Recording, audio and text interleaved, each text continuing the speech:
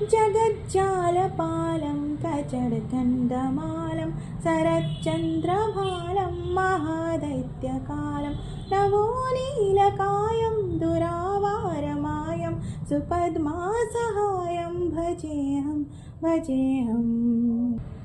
सदाम्बोधिवासं गलत्पुष्पहासं जगत्सन्निवासं सता दैत्यवासं गदाचक्रशस्त्रं लसतु पीतवस्त्रं असच्चारुवक्त्रं भजेऽहम्